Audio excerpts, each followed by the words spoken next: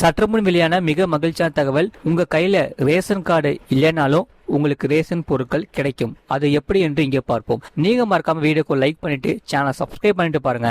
Ration கடைகளில் ration card இல்லாமலேயே பொதுமக்கள் ரேஷன் பொருட்களை வாங்கும் வசதி இருப்பதாகவும் அதை மக்கள் பயன்படுத்திக் கொள்ள வேண்டும் எனவும் தமிழக அரசு சார்பாக கேட்டுக் கொள்ளப்பட்டுள்ளது.